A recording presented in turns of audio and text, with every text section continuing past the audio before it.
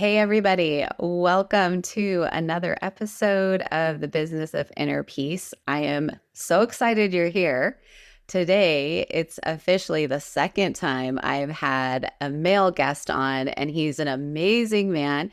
His name is John Whitaker. He is an artist. He's a father. He's a volunteer farmer, and he's a level 2 Wim Hof Method instructor.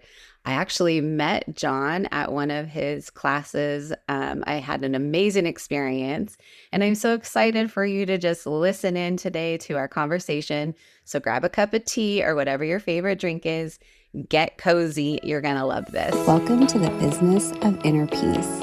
I'm your host, Erin Jean, and I'm so glad you're here.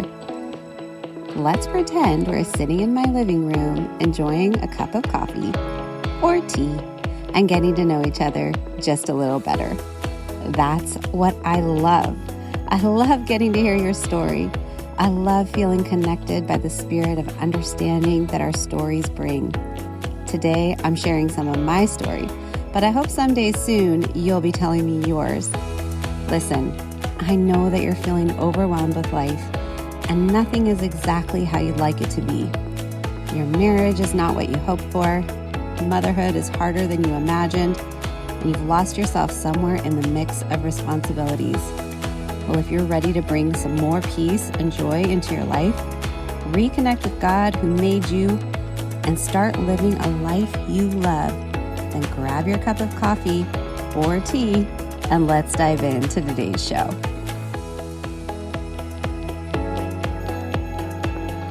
Hey, John, welcome. I'm so glad that you are here. How are you feeling today? Great, Erin. Thank you. Yay.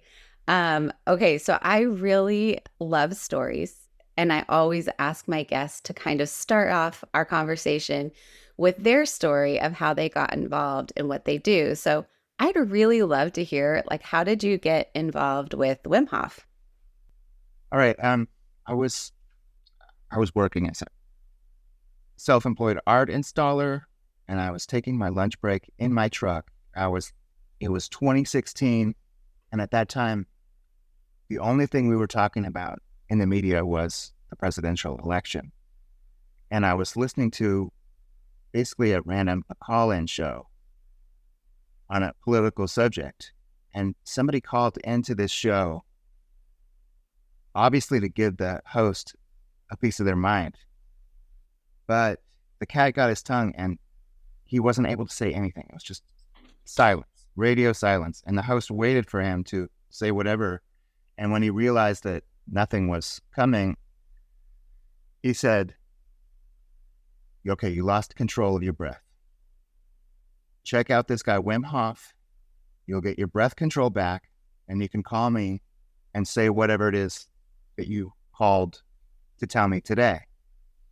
And so I related to that feeling of where that person was, just heart racing, can't speak.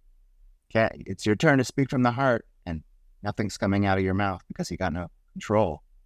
So I wrote down the name Wim Hof, and I looked it up on YouTube. I did the breath work, put my hands in ice, water, and sort of one door unlocked the other door, and I just kept on going until I was an instructor, and now I'm teaching these classes and workshops. It is so cool. I really love that story. And, part of why I love it is because it shows the power of just one simple conversation and how it can profoundly affect someone else's life. And so the guy that called in that wasn't able to speak, he affected your life, right? Because otherwise it wouldn't have happened. And then the radio host did as well.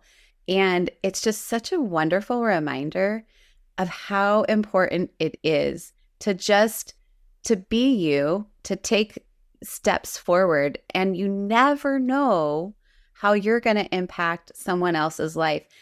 Whoever that guy is, he does not have any idea of the little domino effect that he started, because I know that you profoundly affected my life in the work of being with you and learning about all of this right? And he was the one that set it off with you. So I just like, hey guys, if you get nothing else from today's podcast, let me just remind you how powerful you are.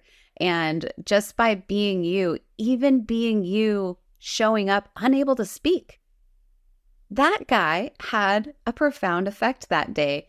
And so don't underestimate just, I feel like every person has a purpose on this planet, and they are made for something great. And even not speaking could be greatness. That's really cool. Thank you so much for sharing that story.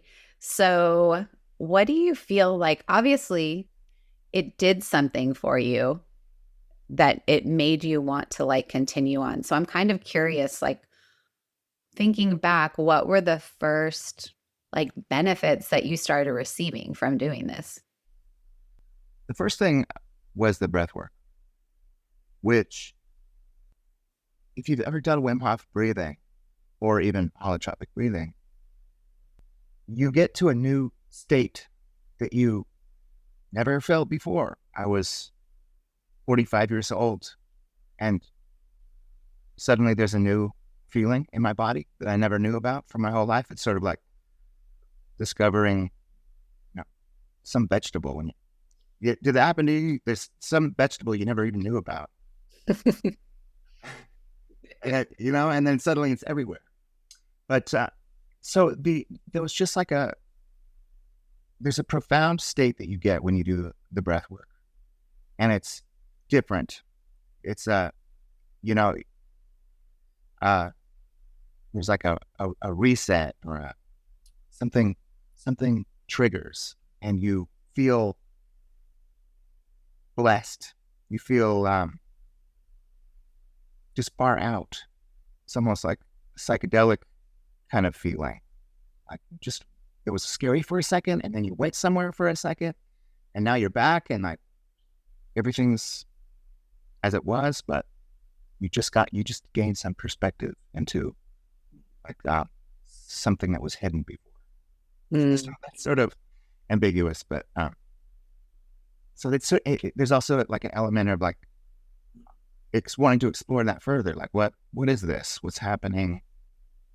I feel great. It gives you a great feeling, and from that great feeling, from the breath work, I was willing to trust Wim Hof more, meaning challenge myself with cold, where I was a person who lived totally avoiding it. Not when I was a kid. When I was a kid, I loved the snow. But as I got older, I avoided cold. I lived in Los Angeles, and we had a swimming pool in the complex, which I never swam in because it was too cold for me in LA, It was too cold for me in LA. Just like I didn't enjoy. I have a very skinny frame, and I just felt like, well, maybe I'm just not cut out for cold. I'll just avoid it. But the feelings that I got from doing the breath work made me trust that what Wim Hof was saying. He's a very persuasive speaker. So I put my hands in cold water for like 4 minutes, something nasty. 4 minutes of hands in ice water is really nasty. And I scared the crap out of myself. Because I thought, I thought I had given myself nerve damage or something. My hands were in such pain. And then I just breathed through it. I went back to the breath work, and I just breathed through it.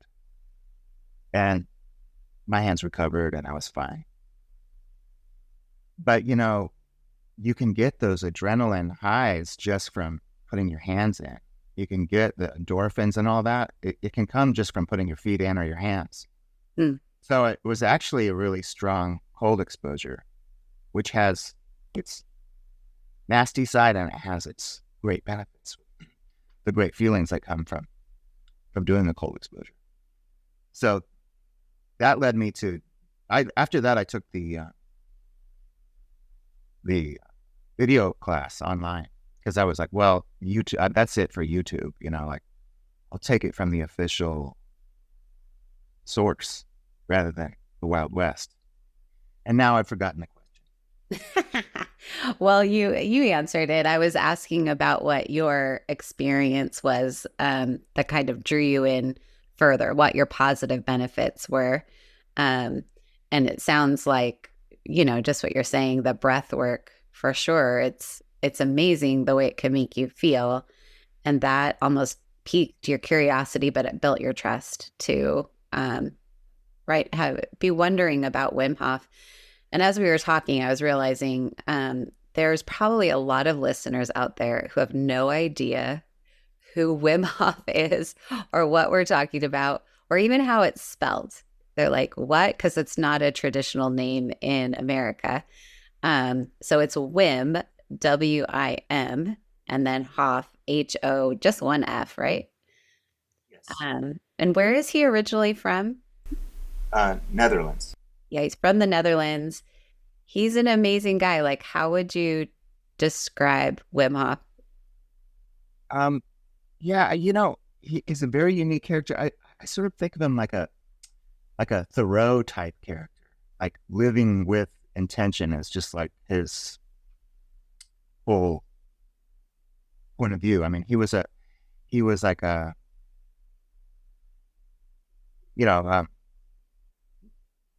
not a rich person and not motivated by like a high paying job, but more motivated by, like he lived in a squat with a bunch of free thinkers. And he started to experiment with cold water from a young age. He also, challenged himself with, like, apparently he would roll out of bed at 4 a.m. and do push-ups. Like, that was his wake-up routine. Boring. So there was always the element of, like, pushing the limits of the body. And I think he was really into yoga.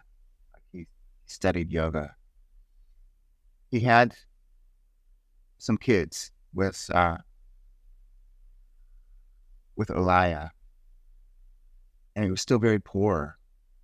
And just like scraping by. I think he worked as a postman. He would do birthday parties, teaching kids to climb trees. He would guide people through the mountains. He'd do like mountain tour rides them. And Alaya had like multiple personality disorder, depression, and just like everything you could name. She had all of those problems, and they threw every kind of medicine at it. And she eventually committed suicide. So Wim Hof went on to, he sort of leaned into the extreme activities. Like he would do he did like the longest swim under ice because that got media attention. And because that got media attention, he was able to turn that into money. So he developed this personality, the Iceman. One challenge led to the other. He would do like the fastest climb up Kilimanjaro, or he would do, barefoot half marathon above the polar circle on, just either, I think he had like flip-flops on basically. And so one challenge led to the other one.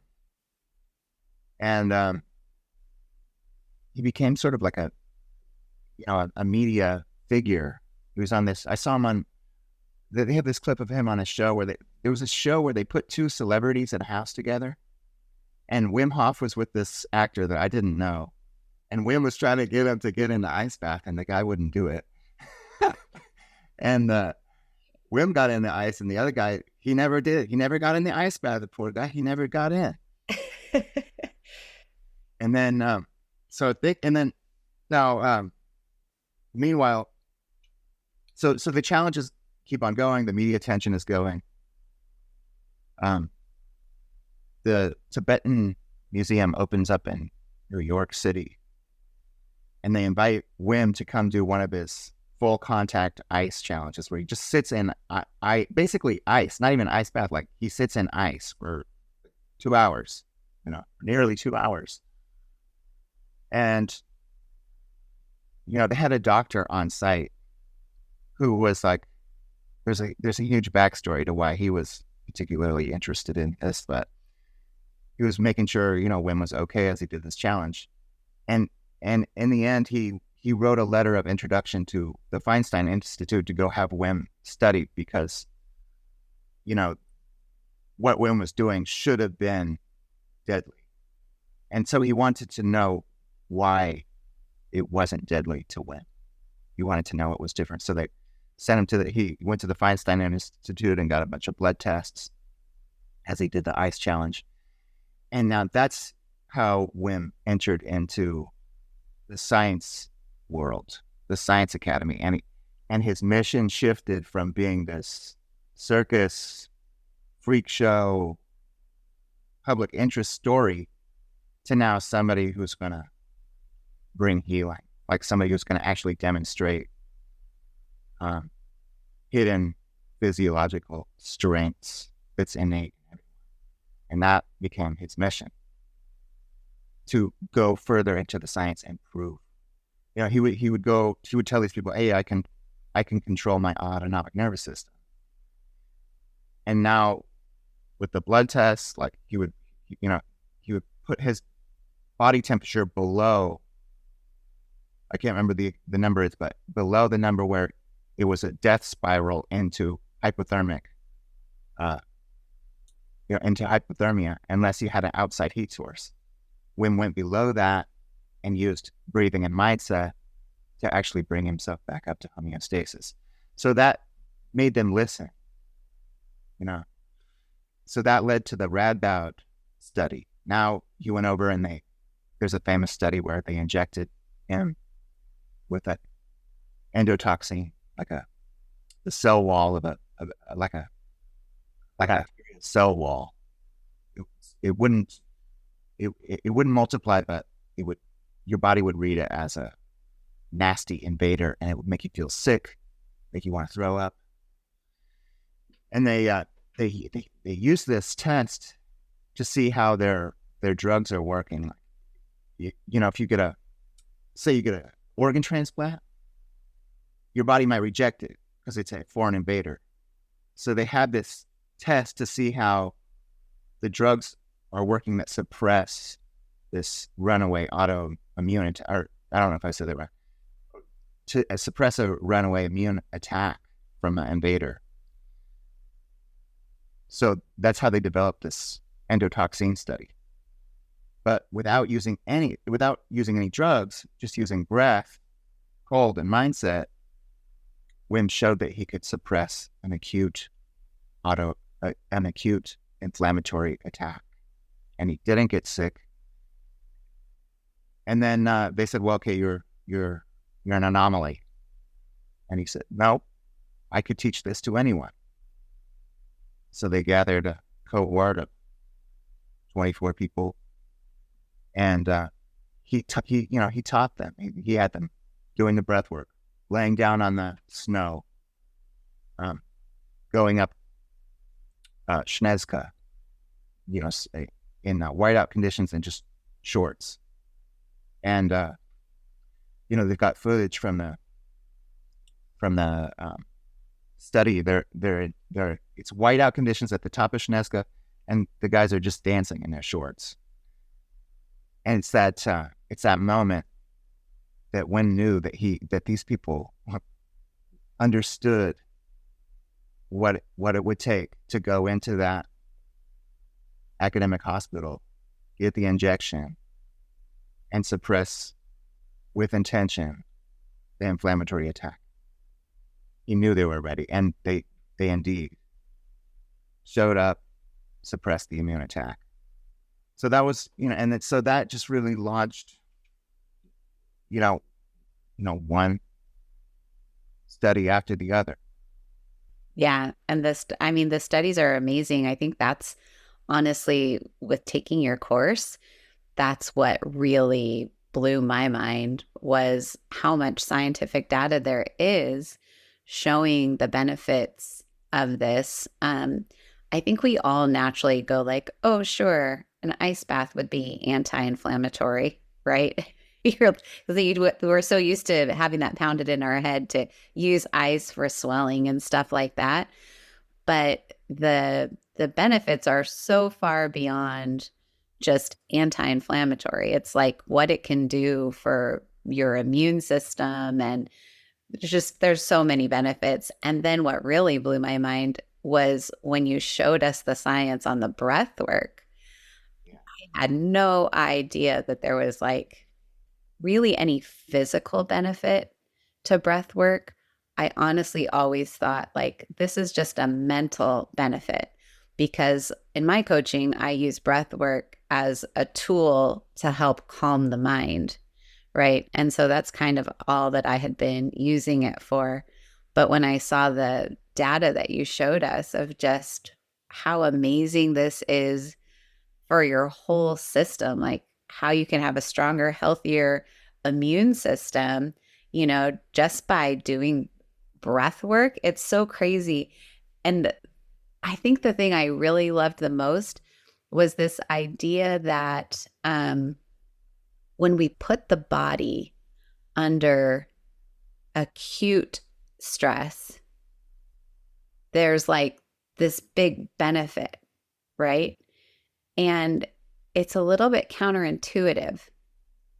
But I like thinking about it because often whatever happens in the physical world, it also is present in the spiritual world, like in the emotional spiritual world, right? So it's this principle that is true universally, whether it's for your body when you're under this acute stress, it makes your body react stronger, right?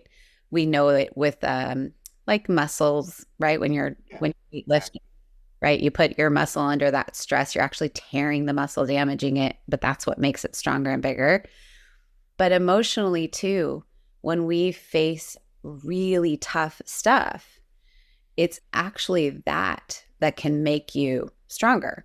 It's that can grow you spiritually. And especially in the Western society, we live lives trying to avoid pain at all costs, right? Physical pain, emotional pain. It makes sense. Nobody likes pain. But when we start to view pain as something that is actually beneficial, I think it's just a beautiful mindset change, right? I totally agree. Yeah. They're calling this a hormetic stress, or they call it a eustress. Mm-hmm. And I told you that I'm a volunteer farmer at Giltrag Farm. Yeah. So they have a partnership with UC Berkeley, and they've got a new research field out there right now where they're growing these little trees. And I asked the researchers what they were doing. And they're growing soap bark trees, because the soap bark trees, you get a emulsifier, that's not from animals. So they want to have this, it would make the texture of like butter or cream to the food product without using animal product. So they're using these soap bark trees, but they don't want to cut down old growth soap bark trees. They want to grow babies.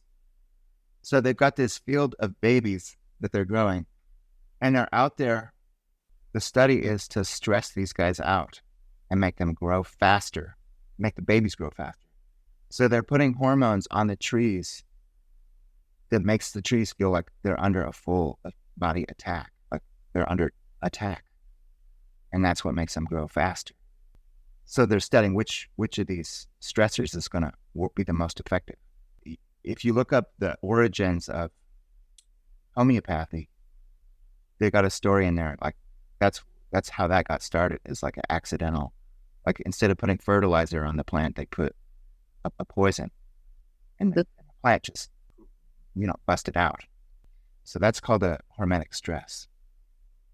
Hormetic stress. We have now the actual term for it.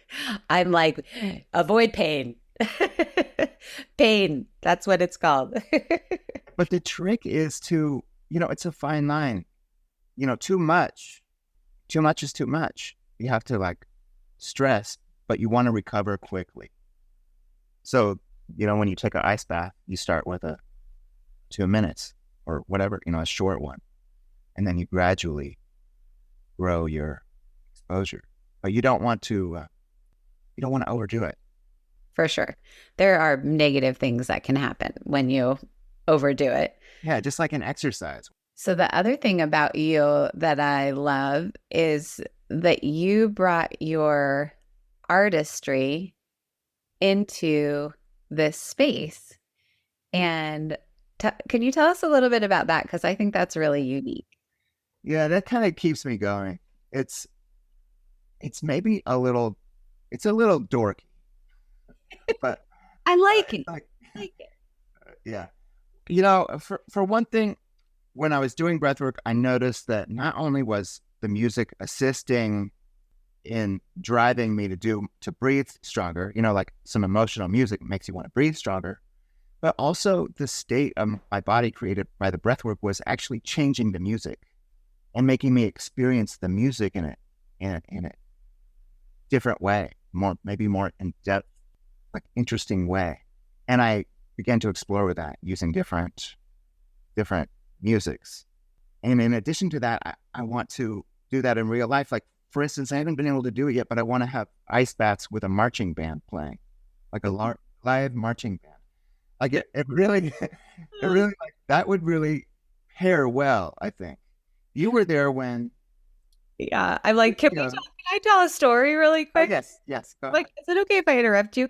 All right, I have to paint this picture for everyone. So I sign up for this course. I requested this course as my Christmas gift.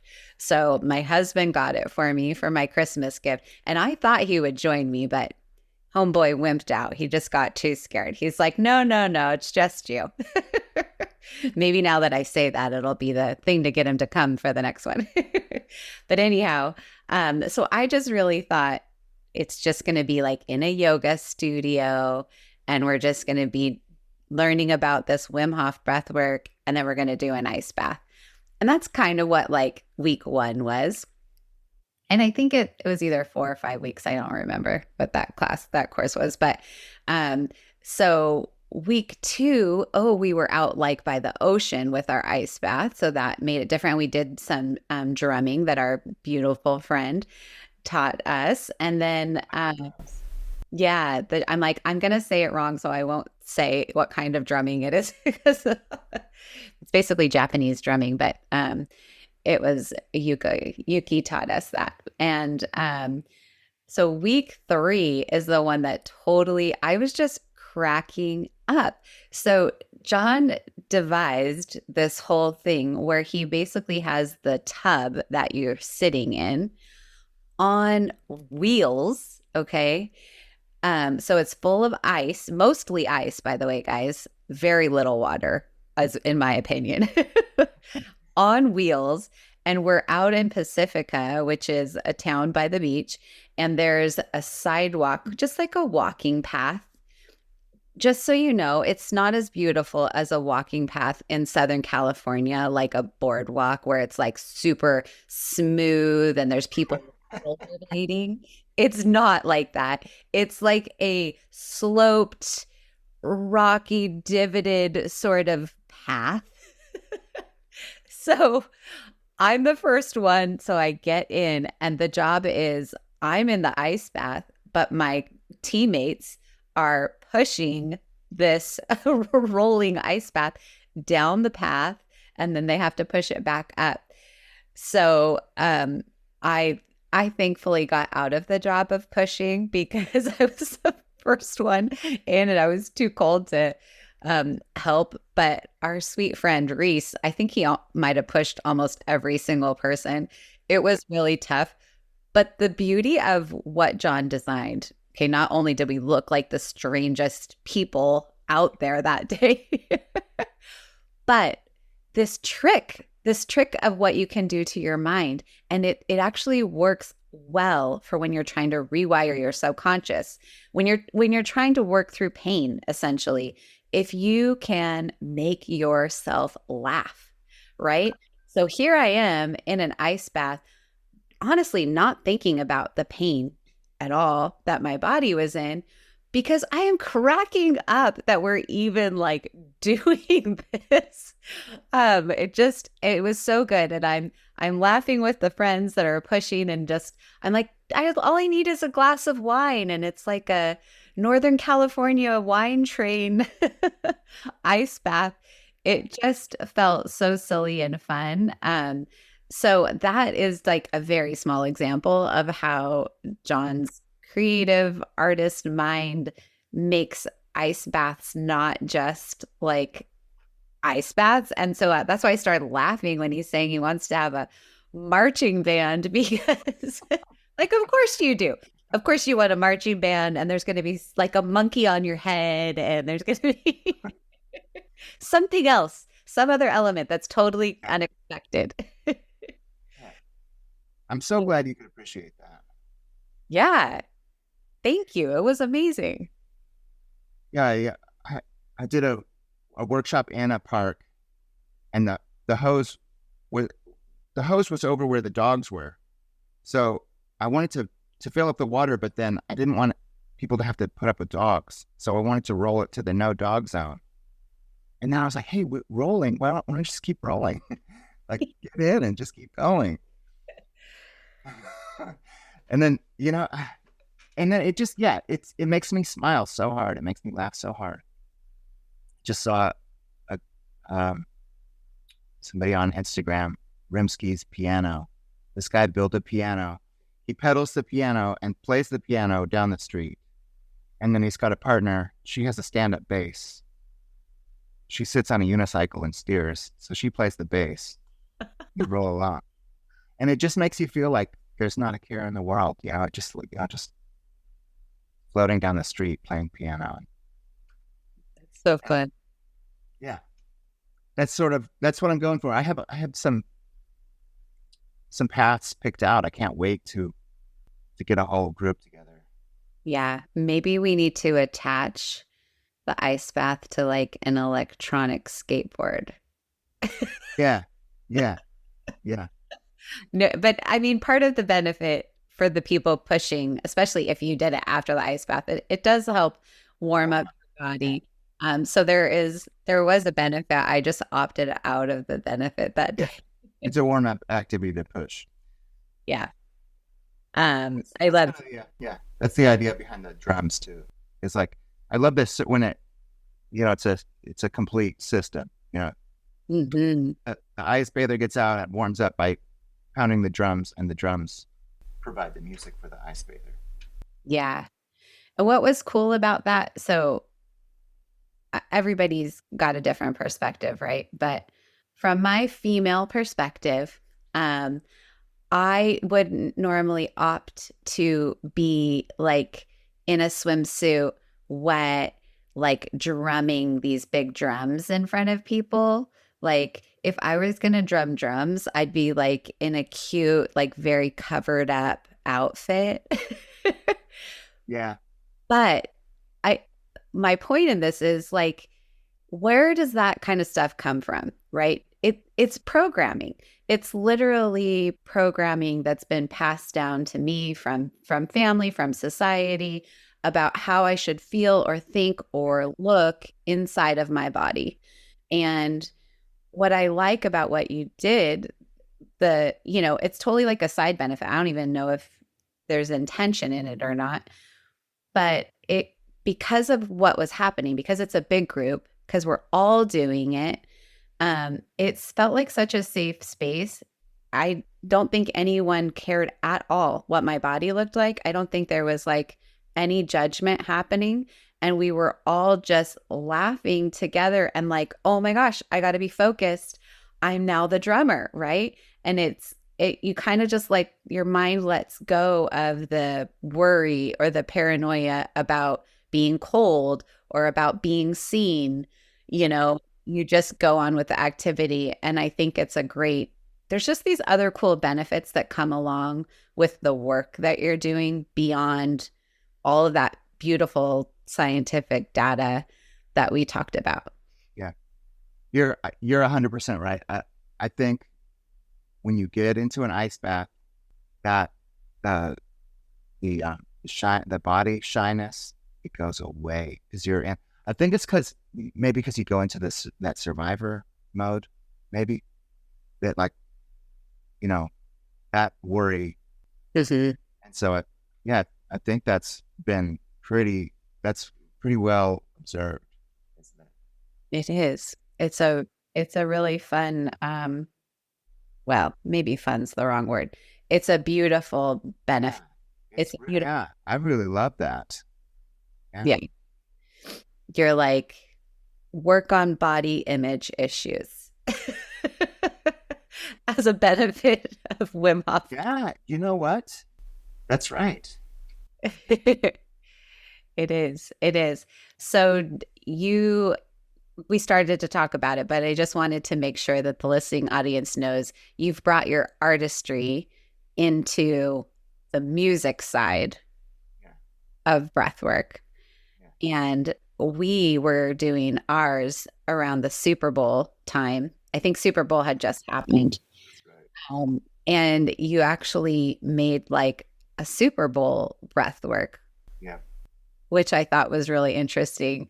Um, so that is how when I'm saying John brings his creativity into breath work, that is definitely how he's doing it. And obviously all the odd, unique things he's thinking up around ice baths as well.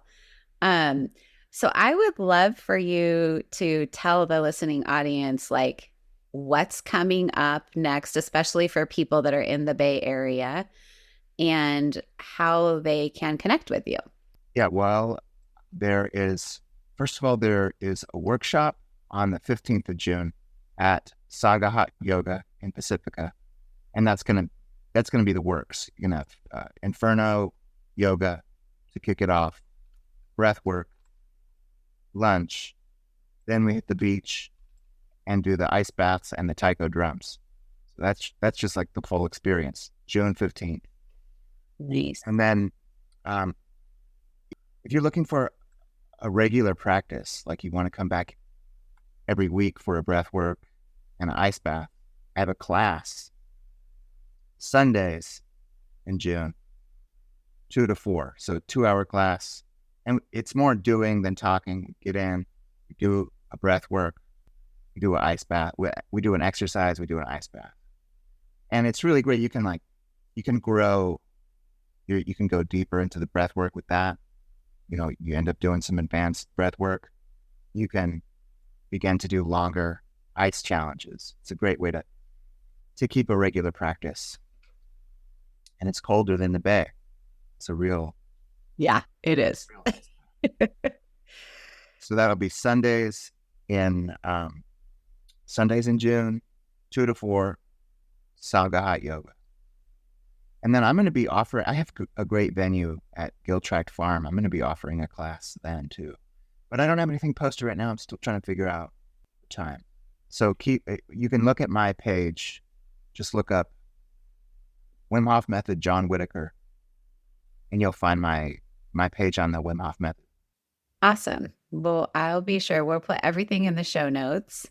I'm going to be there Sundays starting in June. So I'm super excited about that. So if you just want to come and laugh and be silly and challenge your body, come join us. It's going to be so much fun. And yeah, everything will be in the show notes so everyone can get connected and learn more. And John even has recorded breath work. So if you're interested in connecting with him to listen and try that out. But breath work is such a powerful way to bring inner peace into your life. And the ice baths are as well, but it takes a little more effort to bring an ice bath into your life. And breath work is readily available to all of us at any time, right? All you need is your beautiful body. So anything. And there's the people that show up for a Wim Hof class are really cool. Like our group, Aaron was in, we ended up just really gelling, and we're still in a chat group together. So you really bond with the people that you engage in this with.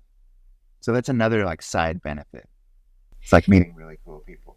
Yeah. And I'm going to throw this out there because I think the more that you say your intention out into the world, the better it is. John and I are actually working with a group of people that we met at the course to bring a retreat into the world. And so we don't know when, but stay tuned. We'll be sure to tell you when we have anything official. But what an amazing time together, because we've got some beautiful practitioners of all different sorts and just beautiful souls. Really enjoyed the group of people that were there, and whoever's coming next, I can't wait to meet who's going to be there next. Anything else you want to share before we say goodbye? Thank you so much, Erin, for giving me the opportunity to come on air and talk about this stuff. Absolutely. So I have a little unique way of ending my podcasts. I always end with a prayer. Are you open to me saying a prayer for you? Yes. Awesome. Thank you. Dear God, I just thank you so much for today. I thank you for John. I thank you for all the work that he's doing, the goodness that he's spreading throughout the world. I just ask that you would really use him to create goodness in the lives of others, and that you would bless him for all that he's doing. Thank you, thank you, thank you for this time together. Amen. I hope you enjoyed today's episode. If you're feeling blessed by the content here, the number one way you can show me is by leaving me a written review of the show. I'd be forever grateful.